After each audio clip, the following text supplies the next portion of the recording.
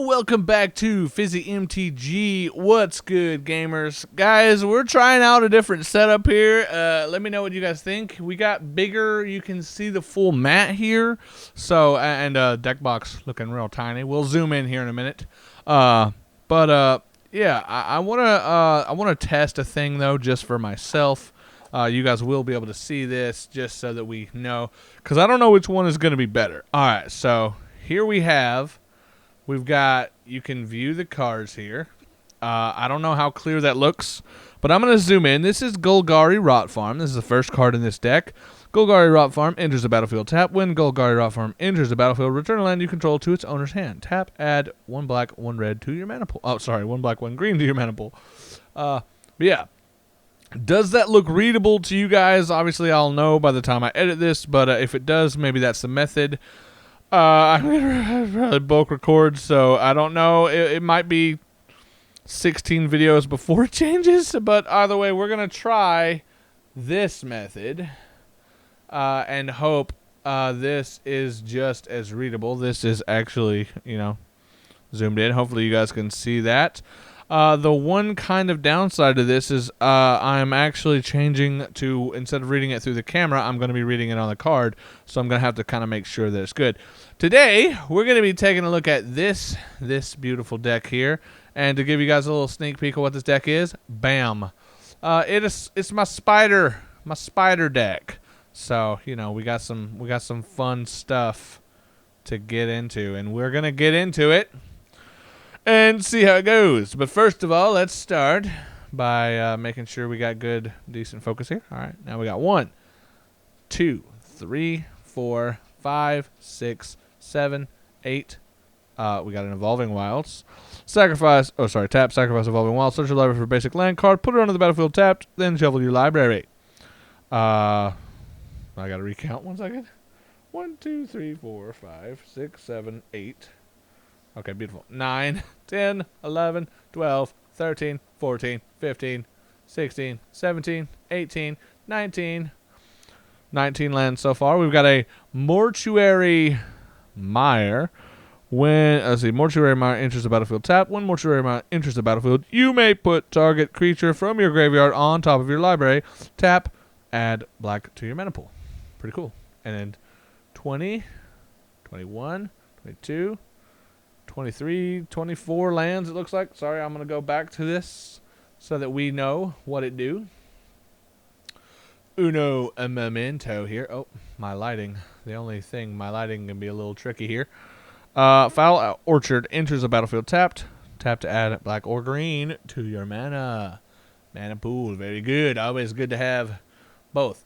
All right. So this is the first deck that I wanted to build. Like, this was my first tribal deck, and I was like, this, and the reason I built this deck specifically is because also sorry for the shakiness, because I do have this on a kind of stand. I'm gonna try to minimize as much as possible.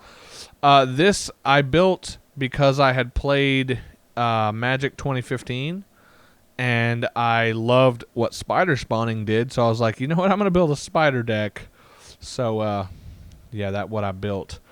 Anyway, this is a good old Deadly Recluse, tap for 2 mana. Or sorry, not tapping for 2, but he costs 2 mana. 1 of the green.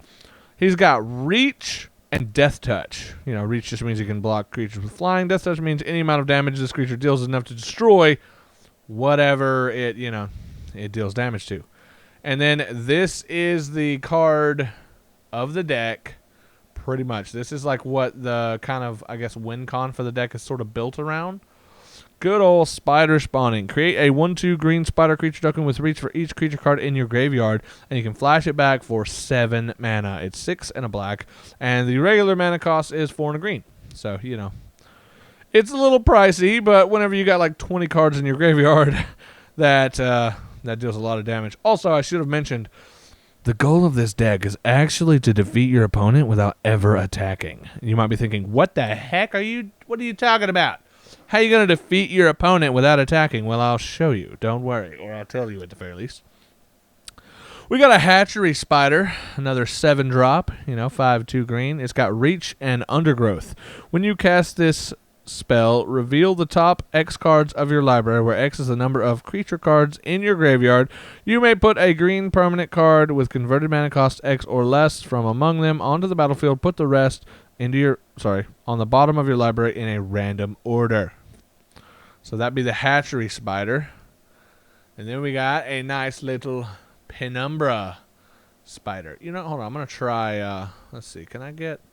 No, if I get a little close, well, I guess a little bit, but like, it makes it a little tricky. Yeah, no, I don't like that as much. Hold on. Sorry. Yeah, testing new technologies. My abilities will... I'll get a better setup as I go, guys. Don't worry. Good old Penumbra Spider. Reach when Penumbra Spider dies. Put a 2/4 black spider creature token with reach onto the battlefield. So it's pretty cool. Pretty cool.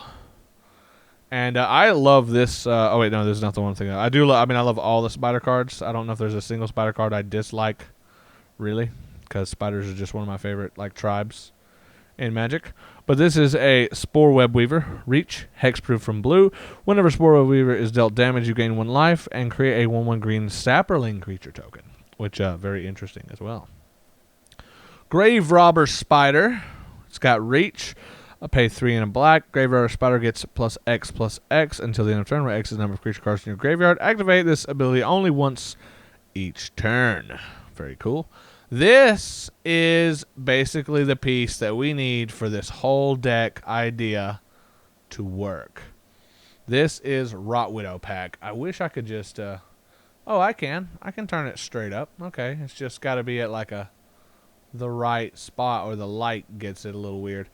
Rot Widow Pack. Okay, reach. It's got, you pay 3. Oh, sorry. I'm getting that a little weird. Pay 3, a black and a green. Exile a creature card from your graveyard. Create a 1/2 green spider creature token with reach. Then each opponent loses 1 life for each spider you control. I want to see someone on Command Zone sporting this bad boy in a spider tribal deck. That's my challenge to you. If any of you guys see this, bring a spider commander to Command Tribal and make this work, please. I would love to see that. That would be insane. Yeah, we got 2 of those. Actually, we got a few of those, I believe. We got a beautiful Sweet Gum Recluse, which it gets all the good things. Flash, Cascade, Reach. When Sweet Gum Recluse enters the battlefield, put 3 1/1 counters on each of any number of target creatures that entered the battlefield this turn. That makes for a real nasty combo if you can manage to get this out with spider spawning. So, really fun. And again, obviously, get a ton of spiders. You can attack if you want, but it's more fun if you can win without attacking. Twin Silk Spider. Reach. When Twin Silk Spider enters the battlefield, create a 1/2 green spider creature token with reach. We love it. 1 second, I gotta readjust. Look at the Animu. Boom. We're back in it. Yes, I'm like talking over the mic because I've got the mic situated a little bit low here. I'm trying to get just the right angle with the light. I think the lighting is my next big hurdle I need to solve. Got another Twin Silk Spider. And then we've got Arasta of the Endless Web. Whenever an opponent casts an instant or sorcery spell, create a 1/2 green spider creature token with reach. So, you can do my job for me if I can't do it. Another spider spawning, just in case. Arachnus Web. Really cool. Enchanted creature can't attack or block. And its activated abilities can be activated at the beginning of your end step. If enchanted creature's power is 4 or greater, destroy Arachnus Web. So, pretty cool. Pretty snazzy. And then we got a good old Mammoth Spider with reach. Just a good old reaching spider. We got an Arc Weaver with reach and trample. Very nice. Always good to have. We've got a Chain Web Arachneer. Let's see. Reach. When Chain Web Arachneer enters the battlefield, it deals damage equal to its power to target creature with flying and opponent controls. Escape for 3, a green and a green. Exile 4 other cards from your graveyard. You may cast this card from your graveyard for its escape cost. Chain Web Arachneer escapes with 3 +1/+1 counters on it. So if you escape it do good. Another Deadly Recluse. And then this is an interesting one. This is not technically a spider, but it is also technically a spider. This is a changeling, which means this card is every creature type. It has reach when Webweaver changeling enters the battlefield. If there are 3 or more creature cards in your graveyard, you gain 5 life. Always good having some kind of life gain just in general. Can be very, very helpful. And then this right here, Nyx Weaver, is very, very nice for getting our spider spawning the fuel it needs to really set ablaze, honestly. At the beginning of your upkeep, put the top 2 cards of your library into your graveyard. Pay 1, a black and a green. Exile Nyx Weaver. Return target card from your graveyard to your hand. So, very useful. And then we've got a Sky Snare Spider. It's got Vigilance and Reach, and it's a 6/6. It's pretty good. Another Spider spawning, another Twin Silk Spider, another Nyx Weaver. We got Spider Umbra, which I am a huge, huge fan of this type of card. It's a 1-drop. Enchant creature gets +1/+1 and has Reach, and it's got Totem Armor, so if that creature would be destroyed, instead remove all damage from it and destroy this aura. So, you know, very... very useful. Another Nyx Weaver, another Twin Silk Spider, another Rot Widow pack, another Nyx Weaver. And then we've got a Kessig Recluse. It's got Reach, it's got Death Touch, it's a 2/3. What more could you ask for? This is one of my favorite spiders of all time. Watcher in the Web. It's got Reach, but it's also got Watcher in the Web can block an additional 7 creatures each combat. So if someone's coming at you with 8 creatures, they just block them all with this boy. He's going to die, but he'll block them. Grave Robber Spider. Also, I will say one thing, because again, I am a noob. I'm casual boy. If this guy blocks 8 times, I'm assuming he only attacks once, right? So he only gets the chance to really destroy one of those creatures, right? Whichever one it blocks first, I would assume. Let me know how that works in the comments below if you guys know. I'm not sure if I got that right or not. I assume he doesn't just deal 2 damage to every creature he attacks, right? Just the 2. I assume he would need Trample to deal any more. Grave Robber Spider, or Death Touch, I guess maybe. Reach, you can pay 3 and a black. Oh, hold on. Get the focus. Doesn't look like it's too good. Hopefully you guys can see these. Again, maybe this is not the best one to test this setup on, but I really wanted to try a little bit different here. Grave Robber Spider. I mean, again, I am at least reading them to you, so maybe it's not too bad. Reach, you pay 3 and a black. Grave Robber Spider gets +X until the end of turn, where X is the number of creature cards in your graveyard. Activate this ability only once each turn. So, you know, pretty cool. And then we got another Deadly Recluse. And we've got a Silklash Spider. It's got Reach. It's got pay X and 2 green. Silklash Spider deals X damage to each creature with flying. So, you know, he could be some nice little flying removal. Of course, I don't think flying is really what you have to worry about with a spider deck, typically. Another Rot Widow pack and another Deadly Recluse. And, guys, that is essentially this deck.